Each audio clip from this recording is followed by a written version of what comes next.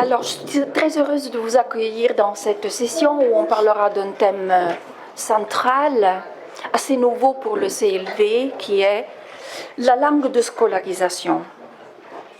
Alors, comme vous le savez, la réflexion du Conseil de l'Europe sur la langue de scolarisation a débuté en 2005 par un grand chantier qui a duré longtemps, jusqu'en 2016. C'était le projet Langue de l'éducation, langue pour l'éducation. Et ce projet a abouti à la définition, à l'élaboration du concept d'éducation plurilingue et interculturelle, où la langue de scolarisation se situe vraiment au cœur de l'éducation au et par les langues. Ce concept a donné lieu non pas à un cadre comme pour les langues étrangères, le CECR, mais à une plateforme de référence à laquelle ont contribué certains pays membres par leurs recherches, leurs réflexions, par leur expérience pratique et outils. Alors, là, vous avez la définition que vous trouverez sur le site du Conseil de l'Europe à propos des langues de scolarisation. D'abord, au pluriel, langue, parce qu'elles peuvent être plus d'une. Comme on va le voir tout à l'heure. Alors, les langues de scolarisation, très brièvement, recouvrent deux dimensions. Une langue peut être dite de scolarisation quand elle recouvre ces deux dimensions. Les langues qui sont enseignées comme matière, ce qui implique l'alphabétisation, l'apprentissage de la lecture, l'écriture, la littérature, la réflexion métalinguistique, etc. C'est ce qu'on a appelé brièvement la langue comme matière. Et autre dimension, celle-ci parfois négligée, implicite, qui est la langue quand elle est utilisée pour l'enseignement des autres disciplines, mathématiques, biologie, géographie, histoire, n'importe quelle discipline. C'est ce qu'on a appelé la langue des autres matières. Normalement, dans la plupart des cas, les langues de scolarisation peuvent être des langues nationales, l'italien en Italie, le français en France, l'allemand en Autriche. Ça peut être des langues régionales, minoritaires, dans certains systèmes éducatifs. Et ça aussi, j'ajouterais, dans certains cas fortunés, également, langue de la migration. Je donne l'exemple, par exemple, des projets d'immersion réciproque en Allemagne.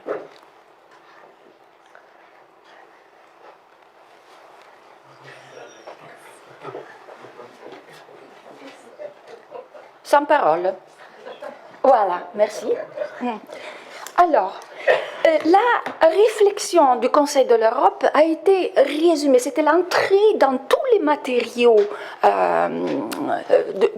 de ce projet par ce schéma, le schéma de la plateforme. Alors, vous voyez que tout en haut, et en guise de priorité et de point de départ, il y a l'apprenant, qui est vraiment au centre de cette réflexion sur les langues. L'apprenant qui apporte à l'école un certain nombre de langues.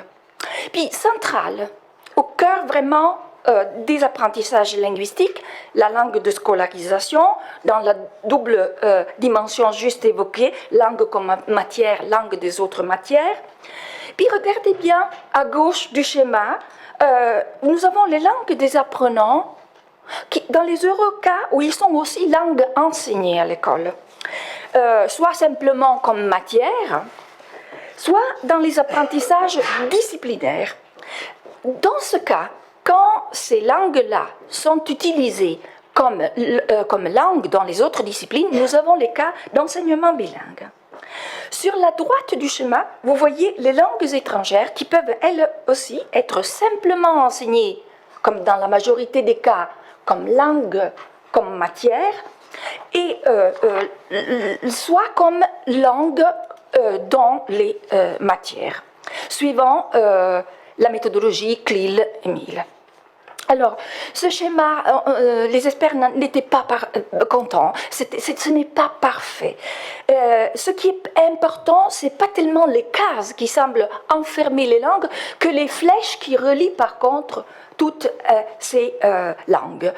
Car une des orientations fortes du Conseil de l'Europe est justement une didactique convergente des langues et une didactique intégrée des langues et des contenus disciplinaires. J'ose pas. J'ai envie de pleurer. Non, voilà. Alors, je vais me servir de la plateforme pour présenter maintenant les deux projets et une activité du programme passé. Alors, nous commencerons par un choix délibéré du CLV, par une activité de formation et conseil. Pourquoi commencer par cette activité? On l'a expliqué hier, ces activités portent le CLV dans les États membres au contact direct avec les destinataires directs de ces activités. Donc, ce sont des activités qui permettent au CLV de sentir bien fortement les besoins ressentis par les gens du terrain. Donc, la toute première présentation, voilà, sera faite par Kevin Shook, qui fait partie de l'équipe de Teaching for Deeper Learning. Lui, il a travaillé dans un projet précédent, Pluriliteracies, sur la méthodologie CLIL, dont il traitera de la langue des matières quand c'est une langue étrangère qui permet de l'apprendre. L'autre projet sera présenté par Susanna Sliwensky, qui, à la différence de Kevin, n'est pas un expert en la matière, mais elle est directrice et aide des programmes et directrice exécutive ici au CLV et chef des programmes. C'est très compliqué quand même. Et elle présentera à la place de la coordinatrice Marita Armala un projet sur les langues dans les matières pour les publics vulnérables, c'est-à-dire élèves migrants et élèves déprivés socioculturellement. Enfin, ce sera le tour de Rebecca Dam, qui a travaillé sur un projet, feuille de route pour une langue de scolarisation, qui va présenter au nom de l'équipe l'outil qu'elles ont élaboré. Bon, alors je passe la parole maintenant à Kevin pour la présentation de son activité de formation et conseil. Start again. I'm presenting our project from the perspective of training and consultancy events. We started our project in 2012, and we've been doing training and consultancy events for the last few years. And we've realized that in delivering these events that we've had to actually look at how teachers and policymakers are looking at education and looking at how we're actually reaching the learners. We've had the opportunity to have worked in, okay, no. There. In a lot of countries in the last few years all over Europe. I see some of the countries represented here that we visited. We dealt with hundreds of participants that were policymakers, university professors, associate professors, teaching assistants, teacher trainers, teachers, and ministries of education. And they, as you can see, they include different countries and different systems of education and many unique and similar problems. what we do is when we go in, we actually contact the participants and the policymakers and the organizations, and we ask them, what are your challenges? You know, what are you facing as a group that we can help you with? Our model, our Pluraliteracy's model, Teaching for Deeper Learning, we've created a learning ecology. And in the learning ecology, we've tried to take in 4 aspects of what is needed to create a deeper learning episode. Because it's truthfully about, how do I know they know? How do I know I've reached my learner? And we realize, too, that it isn't necessarily that a subject teacher or a language teacher is trying to do this independently. All subject teachers, we say, have to focus on language. Language is the heart of learning. But also, and I'm a language teacher in a high school, language teachers, you can't teach without content. You know, you have to have content in order to teach language. We looked at the 4 areas, and I can't get too deeply into the model, but that's available on the website, and this is where we start. We actually had participants tell us what their main concerns were, what they felt themselves, what the challenges were that they were facing themselves in order to be able to do their job properly, to be able to reach those students. Some of them were saying that they needed new approaches in pedagogy because students are different now. Our populations are different now. You know, we have to reconsider how we're delivering what we're delivering. That paradigms have to shift. We have to actually shift how we're looking at everything now, the world, you know, and enable our students to interact and to be, you know, citizens of the world, as well as trying to deliver the content to help them do that. They realize that the language of schooling is a challenge, considering learners who they now have much more complex language and culture profiles. So how do you consider that when you're trying to teach social studies to a 12-year-old? Subject teachers in regards to language, always they're worried, you know, am I proficient enough? Can I do this? Sometimes there's more than one priority language. We looked at all of that. Access to training is limited for financial or other reasons, and the availability to have follow-up or multiplier events is limited by a lot of things as well. So those were some of their questions, their fears, and concerns. The policymakers themselves, or the organizations or agencies, had their own list as well, but we understood that they were really willing to deliver training, and that's why they brought us there. The TAC events are meant for that. We're representing the ECML in our role to show them what programs are available besides our own, but to deliver our model of pluraliteracies into the hands of someone who can use it to reach their students. Many agencies realize and understand, and they have a clear vision of the diversities and levels of knowledge, skills, motivation in their teachers. But they also realize, how can you reach them all for support? How do you change attitudes in subject teachers about language teaching? And how do you change attitudes in language teaching about that they need a subject to teach through? Our events are structured so they're very, very hands-on and very practical. We work with all sorts of resources, both ICT, blended learning, in many new ways. We considered feedback in each of our events, and we tried to incorporate what we have learned from our own and other projects to provide the most comprehensive event to fit the context of the participants. We realize we can only offer promising practice. You are not me. You do not teach in my environment. You have your own national curriculum to face. You have your own restrictions on what you can do. But we can offer a lot of tools, resources, and practices. According to the feedback that we've received from each event, for visitations to our own ECML Pluraliteracy site, and we have a blog that we use, and the blog is open to all participants from all of our events since the very beginning, where they can collaborate, they can chat, they can discuss and have dialogue.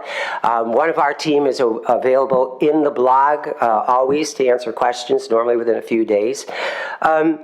And many of the participants are continuing to further their skills. We see that through the blog. They're contributing more resources, more information, and they're asking very key questions. Some countries have included CLIL and plural literacies into their teacher trainings. They have in the beginning, they're doing it more so now. The blog has become a focal point for everything, as has the website. And we've even realized that subject teachers are becoming more aware of the need to focus on language. A couple of very quick comments from the blog. The first part of the workshop reminded me to more deeply think about the particular language facets in the classroom environment. An interesting new way of looking at the old dilemma of what teachers can do to facilitate the learning process apart from just delivering content. Today's workshop confirmed my deepest belief that discourse is doing things, creating knowledge, reinforcing the status quo, but also changing it. I'm going to wrap up if there are any quick questions. And that's it in a very crash course. Bon, maintenant la parole est à la salle pour des questions, des commentaires, des récits d'expérience dans vos pays, des réactions. Thank you.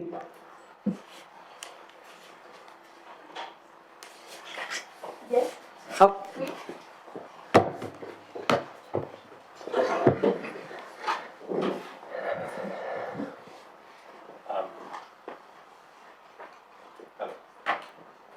Am I still working? Yes. You have to switch off. I'll just use my big voice.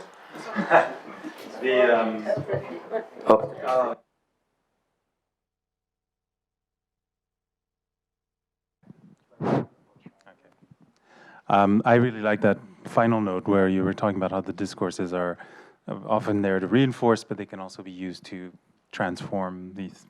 I was just curious, like one of the discourses I find when we work with teachers, especially content teachers, and getting them to rethink the role of languages is definitely reinforced a lot by the institutions that I'm a content teacher, I'm not a language teacher. And so I was just wondering, with your experiences with the training that you've done, what is the kind of counter discourse that you found to be most effective in sort of getting them to rethink that? First of all, is rethinking how language plays a role. That if they understand that if a student's cognitive level is here in the subject discipline, but their language level is here, what's going to happen? And also that every discipline has its own language. So students are really learning two languages through whatever subject it is. And their role is key in that. They have to pay attention to language, both subject-specific language, but also other language. If I give a student a text, and they can highlight the key words and the terms, and they can pick those all out, they understand part of it. They realize how to organize it or place it in the discipline. Everything else is there is telling them how to interpret it or how to use it. And they're both important. Otherwise, the student is being shorted one way or the other.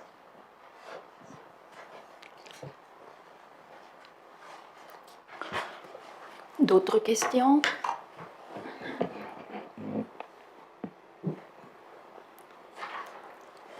Susanna, thank you. Bon.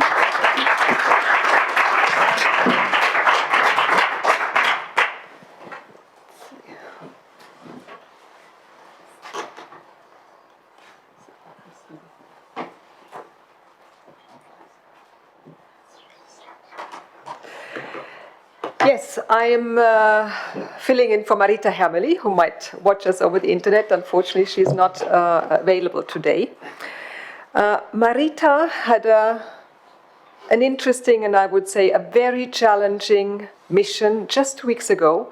She went to Greece, to the island of Lesbos. As we all know from the news, this is a place where you're facing a major crisis, with many, many migrants coming to the island. And Marita was requested to give a training workshop for teachers, facing the very challenging situation where they not only have to cater for the needs of local students, but at the same time they are welcoming the newly arriving students in Greece. And this is what she wrote after coming back from the mission. This is what she wrote to us. How to work with a class where almost every student has a different L1, is not able to understand the language, and needs to attain certain content goals in subject lessons. Quite a challenge, I would say. Now, she also wrote that teachers, of course, had great expectations with her coming to the island, and she didn't have the answers to all the questions, but, and that I felt was very encouraging, she was asked to come back. So obviously the tools that she presented, they were going into the right direction. So this is what I'm now going to present to you, the results of the Language Awareness in Subject Classrooms projects available on the website. Subject classrooms are language-rich environments, but not necessarily every subject teacher is a language teacher. So how do subject teachers with very little or even no professional background in teaching languages and knowledge about language learning, how do they go about the situation? Now, as a starting point, the team launched a large-scale questionnaire. They wanted to find out, first of all, what kind of language problems are children facing in subject classrooms? And then secondly, how do real teachers in real classrooms go about it? What kind of strategies and tools are they using? This was a survey that was carried out in 2017, and the team had 240 responses. It's interesting to note that about half of the responses came from language teachers. Some of them in a dual position, some of them teaching both a language and a subject, but maybe some language teachers came in to give advice. And I think this is one of the key messages. This is a project encouraging collaboration between language teachers and subject teachers. Now let's look at the results of this survey. I've highlighted the most frequently proposed approaches to help students struggling with the language, with their language learning in order to have access to subject learning. Now, there is help with vocabulary as one proposed or one frequently proposed support method. Give visible help or make the task more explicit. Now, I've hidden two answers, the most frequently used answers. The first one is very closely linked to make the task more explicit. It's about reformulate the instructions. But the last one, I just want to give you an opportunity to fill in, to give any idea, because the last one is rather specific and it doesn't really show in the other responses. Any ideas what the most frequently used idea or approach of teachers to support languages in subjects would be? What is missing? Translation, yeah. It's about peers. Look if you can help or look for help. So this is about ask students to help each other. Now with this first step, the team then started developing the website, which is now fully available. It's a three-step website proposing 3 steps. Number 1, plan. Plan your class, plan your course, plan your lessons. 5 tools proposed here, 1 based on language descriptors, going back to the CFR, based on can-do statements. How can you adapt descriptors for the purpose of the specific teaching of a specific subject? How can you then scale those descriptors? Subject-adapted descriptors. How can you, with these descriptors, for example, ask the student to self-assess him or herself? And how can you use the descriptors in order to set learning targets, learning objectives? This is a very concrete tool which actually goes back 4 years, where Ellie Mu, one of the team members in this team, coordinated a project on how to use language descriptors for subject learning. A second tool is then looking into discourse genres. Every subject has its own discourse genre. For example, the verb describe, a task for students very frequently. To describe something is very different in a history classroom than describing something in a math classroom. It comes with very specific linguistic tasks, and these need to be made visible and they need to be scaffolded. That's something coming up a little bit later. Now, I leave it over to you to explore those tools, which are really very practical and offer very different approaches towards supporting teachers in subject classrooms. Step 2, teaching.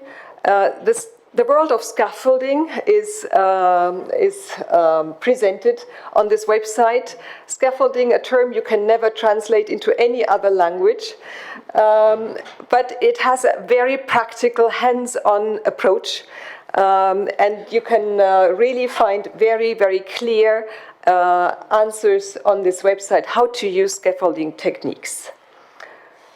Now, finally, learning. There are, again, very hands-on approaches like a self-evaluation grid for students, which can be adapted both to the proficiency level of students, proficiency level in languages of students, or to the subject. Yes, and all of that is available on the website, indicated here. And I would like to congratulate the team for setting up these materials on the website. Yes, and I would very much like to recommend the training and consultancy they are offering as of next year. In fact, the deadline for applications for member states is the 10th of December.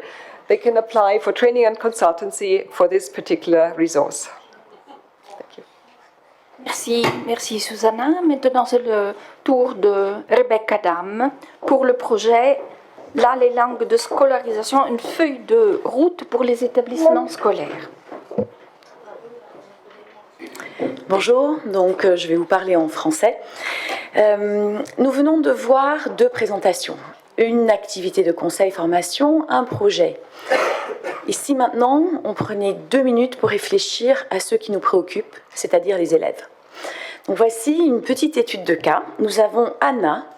Anna est une élève de 12 ans qui vient d'arriver en Grande-Bretagne, en Angleterre. Elle est intelligente, elle est curieuse, elle est vive, stimulante. Sa mère est russe, son père est mexicain.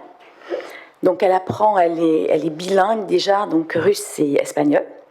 Elle apprend très rapidement la langue de scolarisation, mais elle a besoin quand même d'un petit soutien supplémentaire. Alors, on va regarder un texte et à vous de me dire de quoi elle a vraiment besoin. Voici un texte extrait d'un manuel, je n'en vous en dis pas plus, une petite traduction en français. Donc, quels sont ses besoins ? Alors, je vais vous aider très rapidement. Mais déjà, il faut déjà qu'elle sache s'il s'agit d'un document, d'un manuel d'histoire ou de géographie. Ce n'est pas forcément évident ici. Quand on regarde de près, on se rend compte qu'il y a l'utilisation de temps du passé, ici le passé composé. Il y a également des champs lexicaux qui sont spécifiques. Il y a un problème au niveau de la terminologie. Je ne sais pas si vous le percevez, mais on utilise ici le terme de la traite atlantique des esclaves, qui permet quand même un petit peu de dépersonnaliser le débat, voire des responsabilités. De la même façon qu'on utilise aussi le terme de travailleurs d'Afrique en lieu et place d'esclaves. D'accord ? Donc vous voyez, on a ici une petite manipulation du discours, si je puis me permettre. Donc, quels sont ses besoins ? Quels sont les besoins d'Anna pour pouvoir accéder à cette compréhension ? Eh bien, elle a besoin de développer véritablement ses compétences dans la langue de scolarisation, de manière à pouvoir comprendre le texte. Donc, elle va avoir besoin de développer ses compétences de compréhension, mais elle a également besoin de pouvoir reformuler, de pouvoir s'exprimer à l'oral comme à l'écrit, de manière à ce qu'elle puisse faire valoir sa compréhension. Mais l'élément clé ici est aussi sa capacité de réflexion, de distanciation critique. Ce sont des compétences qu'il n'est pas facile d'acquérir et qui sont nécessaires dans toutes les disciplines. Eh bien, il existe déjà, au niveau du CELV, un grand nombre de projets qui examinent certains aspects que nous venons d'évoquer. Alors, je ne vais pas les passer en revue. D'ici ce soir, vous connaîtrez tous les logos. Vous saurez exactement de quel projet je parle ici. Mais je vais vous présenter donc un projet qui a été développé depuis 3 ans et qui s'appelle les langues de scolarisation, une feuille de route pour les établissements scolaires. Alors pourquoi encore un nouveau projet? Puisque je viens de vous dire, il y a déjà beaucoup de choses qui existent. Eh bien, c'est un projet qui vise à valoriser ce qui existe, mais qui envisage l'approche de manière globale au niveau de l'établissement. Donc, c'est vraiment quelque chose qui est caractéristique. Alors, qu'est-ce qu'on entend par une approche globale? À qui s'adresse ce projet? Il s'adresse tout d'abord au personnel de direction. Sans chef d'établissement impliqué, on ne peut pas mettre en mouvement un établissement, ça va de soi. Mais un chef d'établissement ne peut pas travailler sans enseignants. Les enseignants doivent être acteurs, partie prenante dans la réflexion. Mais si on prend en compte tous les acteurs, il va de soi qu'on doit obligatoirement impliquer également les parents. Si les parents ne sont pas impliqués, ils ne peuvent pas aider leurs enfants à développer cette langue de scolarisation. Il y a également le personnel non enseignant. Le personnel non enseignant est essentiel dans la communauté scolaire puisque, on l'a vu tout à l'heure, la langue de scolarisation, c'est la langue qui est utilisée pour enseigner les matières, mais c'est également la langue qui est utilisée pour le fonctionnement des établissements. Chaque acteur d'un établissement scolaire doit être un modèle linguistique. Et finalement, bien évidemment, ce sont les élèves qui sont au cœur de nos préoccupations et ce sont les élèves qui sont également partie prenante dans la réflexion. Alors, comment est-ce qu'on peut arriver à tout ça?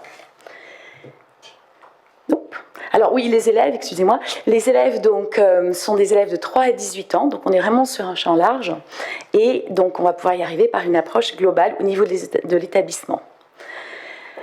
Comment procéder? Il y a en fait dans cette démarche 3 étapes essentielles. La première étape est une étape d'évaluation, d'auto-évaluation de l'établissement. C'est-à-dire qu'il y a un outil d'auto-évaluation qui est proposé, un outil qui est adapté pour les 5 acteurs, de manière à ce que chacun puisse répondre à des éléments qui le préoccupent, mais qui est conçu ensuite de manière à regrouper toutes ces questions dans 9 champs thématiques.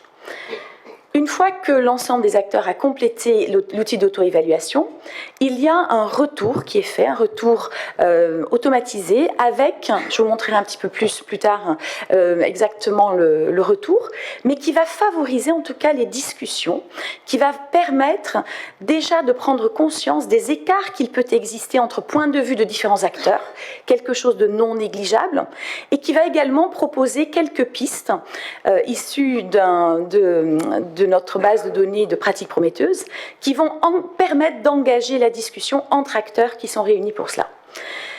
Ainsi, on espère en tout cas que l'établissement pourra mettre en place un plan stratégique adapté à leur propre manière de faire, à leur propre situation locale.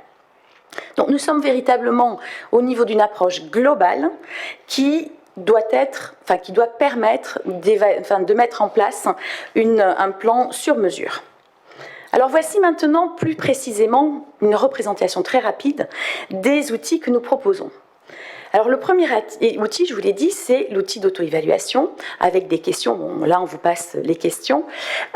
Et voici un des éléments que l'équipe a en retour. Donc vous voyez, c'est donc une araignée qui permet de voir très facilement l'approche globale au niveau de l'établissement, comment se situe l'établissement, mais également sur les points spécifiques. Il y a après des analyses qui sont plus poussées par différents domaines, dimensions. Ensuite, il y a la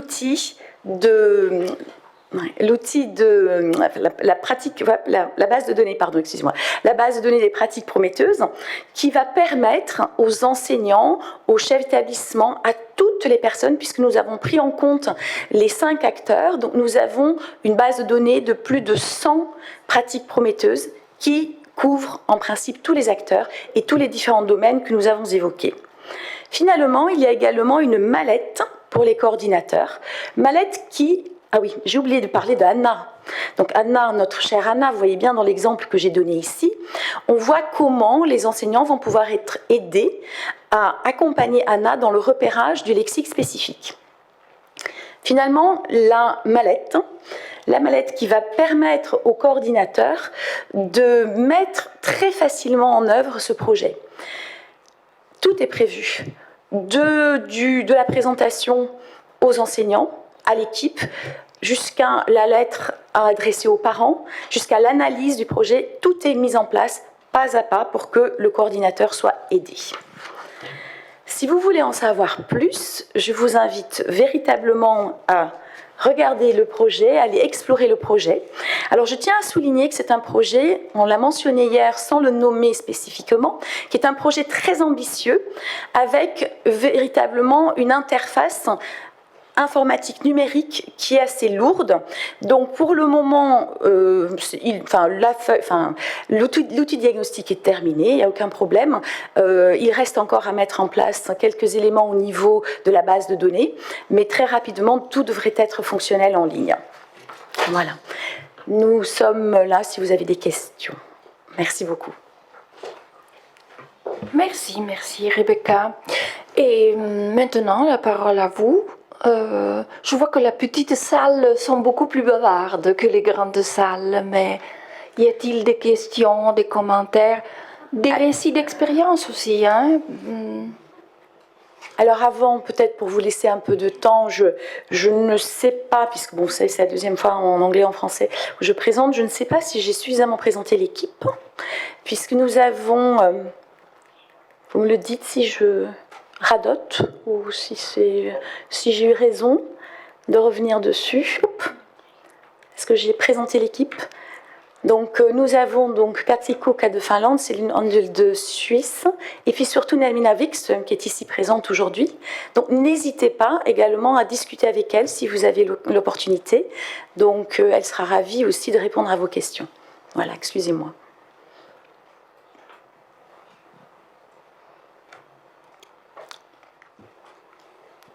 Bizarre ce mutisme. Je vous repasse tout en revue, comme ça vous avez le temps de réagir peut-être déjà. Alors, est-ce que vous avez bien perçu en fait la différence lorsqu'on parle de langue de scolarisation? Il y a en effet systématiquement, depuis de nombreuses années, cette focalisation sur les langues étrangères. Ici, c'est véritablement un positionnement différent, avec, comme l'a présenté déjà Kevin, au départ, il y a tout ce qui est CLIL et MIL, mais actuellement, il y a une focalisation vers quelque chose de plus global, de manière à favoriser la réussite de tous. La focalisation sur les langues de scolarisation, elle est essentielle parce qu'elle permet, ce qui a déjà été évoqué aussi par Suzanne, elle permet de faciliter l'accès au sens, de prendre en compte les différents registres, les discours existants dans les différentes matières. Et c'est quelque chose qui est primordial si on veut pouvoir aider l'élève à prendre appui sur ses acquis, à prendre appui sur ses langues diverses, à établir des ponts et surtout à développer ses capacités cognitives qui sont nécessaires. Comme l'a expliqué Kevin tout à l'heure, en effet, si on a un contenu disciplinaire qui est là, mais que les compétences linguistiques sont là, on ne peut pas accéder au contenu disciplinaire. Donc ça, c'est vraiment quelque chose de très, très important. Voilà, d'où l'évolution. Donc il ne s'agit pas de rejeter les langues étrangères, bien au contraire. On prend appui sur les enseignants de langue qui peuvent être véritablement un élément central à la réflexion de l'établissement. Et voilà, donc je tiens aussi à souligner que nous aussi, nous allons proposer des activités de formation et de consultancy, comment on dit, conseil, tout simplement. Voilà, merci. Donc, c'est difficile de le faire en français, hein, contrairement aux apparences peut-être.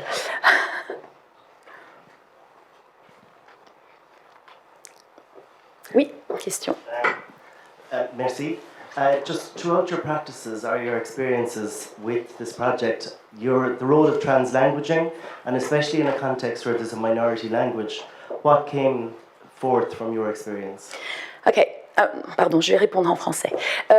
Donc, pour le moment, nous avons essentiellement développé l'outil Nous avons, dans le cadre du projet de 3 ans, travaillé avec des experts venus de l'Europe entière à 2 reprises pour d'abord concevoir l'outil d'auto-évaluation et pour récolter un ensemble de pratiques prometteuses. Donc il y a une partie qui relève des projets du CELV, mais également une grande partie qui vient des pratiques étrangères. Pour le moment, nous n'avons pas à titre personnel d'expérimentation dans les établissements que vous décrivez. Alors au niveau de ce projet, je peux vous faire part de mon expérience donc en France, où j'interviens dans plusieurs établissements, où depuis donc 1 an et demi, j'accompagne ces établissements, mais on n'est pas dans la situation que vous évoquez avec des langues minoritaires. On a des élèves qui sont allophones, donc qui ne parlent pas français, et qui doivent accéder à cette connaissance-là. Néanmoins, la constatation générale de l'ensemble de l'équipe, c'est que cette réflexion-là qu'on initie au départ pour accompagner des élèves qui n'accèdent pas, enfin, qui ne connaissent pas leur langue, elle est bénéfique à l'ensemble des élèves. Donc en fait, c'est pour ça qu'on a souvent une modification de la focalisation, et tous les enseignants, qu'ils aient ou non des élèves allophones en classe, prennent part. Donc je suis désolée si je ne réponds pas tout à fait à votre question, mais je vous fais part de mon expérience personnelle. Merci. Bon, s'il n'y a pas d'autres questions, peut-être souligner le fait que quand la langue de scolarisation concerne les langues nationales, la langue majoritaire, très souvent la dimension langue dans les matières est une dimension difficile à saisir. Et les situations où on saisit mieux les enjeux, ce sont justement les situations de bilinguisme ou alors des situations du style CLI-les-1000. Pourquoi? Parce que là, dès le début, on sait qu'il y a un décalage linguistique entre connaissances, développement cognitif et compétences langagières. Et donc, on s'attelle à donner ces compétences linguistiques. Alors que très souvent, la langue de scolarisation dans les matières est donnée comme implicite. Comme l'élève connaît sa matière, sa langue, inutile de lui enseigner la langue académique. Donc c'est beaucoup plus subtil, beaucoup plus complexe. C'est pour ça que cette deuxième dimension fait l'objet d'une recommandation au niveau du Conseil de l'Europe et qu'il y a maintenant tellement d'outils là dans la plateforme au Conseil de l'Europe pour développer cette dimension qui n'est pas évidente du tout et qui est extrêmement intéressante. C'est le grand défi du succès de tous les élèves. Yes, and I would like to, since you didn't ask a question, I take the liberty to ask you a question, because I think there is something underlying that would be interesting to find out your experience about it. And that's the question about the link between language teachers and subject teachers in cases where a subject teacher doesn't have that dual qualification, which in some countries is possibly the case. Now, how do you feel about a direction that we highlighted yesterday, new tendencies, where we see that we want to promote global approaches, transversal approaches, holistic learning? What is the role of teachers? How do you then look into the future? Do you think subject teachers and language teachers have common grounds? And what kind of strategies or what kind of environments do we need to create for closer cooperation so that both subject teachers and language teachers can in fact develop a common strategies across subjects and including language learning to have a common approach for the benefit of the learner, who of course would benefit from a situation where he or she knows that teachers, they have talked about how to support language learning, not only in the language classroom, but also in the subject classroom. Or is there any good example that could be highlighted on this occasion? So this is a question to you, rather than the other way around.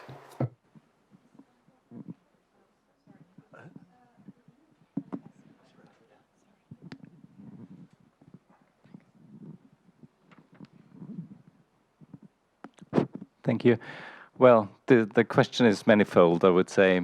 From the CLIL experience, I can talk about experiences we've had in Austria.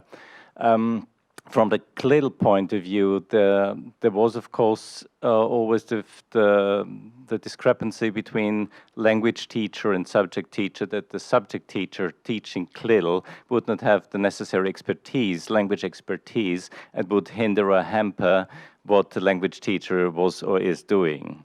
So this was one of the major points which caused trouble in Austria when we tackled this project. Very seldom, I must say, there is a good cooperation between language teacher and subject teacher, because this needs time, needs cooperation, needs space to swap ideas, to plan together. This, in Austria at least, this is not the common thing, but perhaps in different European countries this is better developed.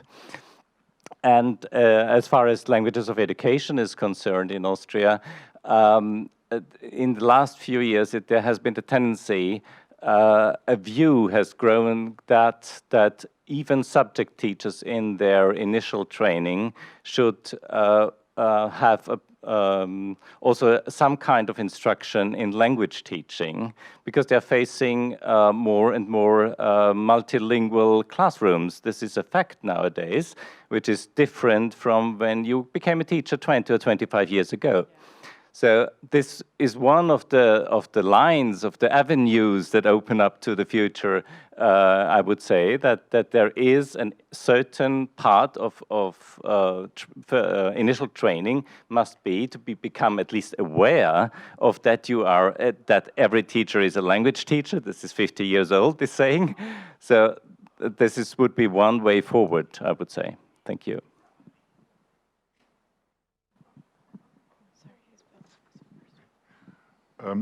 Yeah, just very briefly, because you mentioned, are there any case studies, any sort of samples of good practice?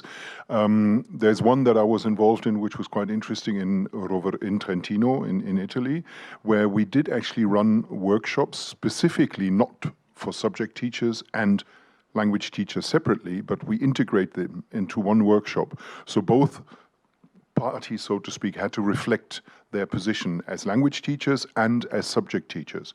And that worked actually quite well, and that was an initiative to sort of foster CLIL-oriented approaches in the Trentino region. So that may be sort of a sample of good practice. And it's still running, it's still going on as a project.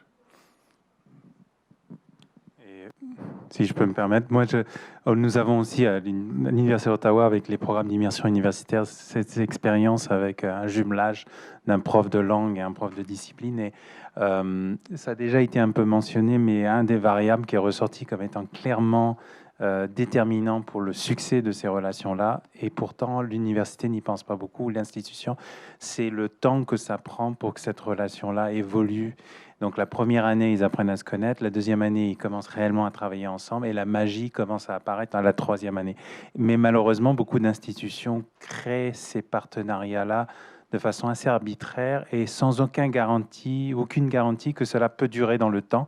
Et ce qu'on a réalisé, c'est que non seulement les enseignants étaient conscients de la nécessité du temps, mais ils étaient doublement conscients que comme il n'y avait pas garantie que l'investissement qu'ils allaient faire pourrait durer, à ce moment-là, ça tuait le processus dès le début. Alors qu'il fallait vraiment essayer de convaincre l'institution. Promettez-leur que vous allez pouvoir travailler ensemble pendant au moins 2 ans, 3 ans, et là, on pouvait voir du succès. Through my experiences in training and consultancy events that we've been running for the last 3 years, a lot of them involved heads of schools as well as subject and language teachers. And a good deal of the program is devoted to having them look at what is a deeper learning episode, how, to look at collaboratively what it is that you want your students to learn and how do you want them to demonstrate it, but also to work outside your comfort zone as a language or subject teacher to develop the lesson plans for those particular lessons. And the results were amazing. When both sides had to contribute to whatever that lesson plan was, they both began to understand the importance of their role, a language teacher, how important the content is that you're working with, but also the subject teacher learning how important the language is, not just the subject language, which is also no one's L1, but also the language, the target language they're working with. And I think those are the kinds of things we need to look at and how we can facilitate those environments where, the goal is the same. And just to give them the support and the guidance needed to be able to fulfill it. Je voudrais simplement ajouter que, venant d'expériences d'éducation bilingue, je pense que la forme la plus intéressante d'auto-formation et d'hétéro-formation, c'est la recherche-action. Et je pense que le projet du CLV sur la recherche-action pourrait être vraiment un projet intéressant à mettre sur pied dans des écoles où justement on a envie, et il le faudrait, d'aller de l'avant sur ces aspects-là de la langue de scolarisation. Le temps avance, j'ai quelques secondes pour vous parler des perspectives. Dans le prochain programme, il y aura 2 projets qui ont des thématiques tangentes par rapport à celles qu'on a évoquées. L'un sera coordonné par Petra Darai Hansen du Danemark et portera sur l'EMIL pour les langues autres que l'anglais et se centrera sur les problèmes de continuité depuis l'école primaire jusqu'à l'école supérieure, car c'est là le problème le plus grand de ce genre de projet.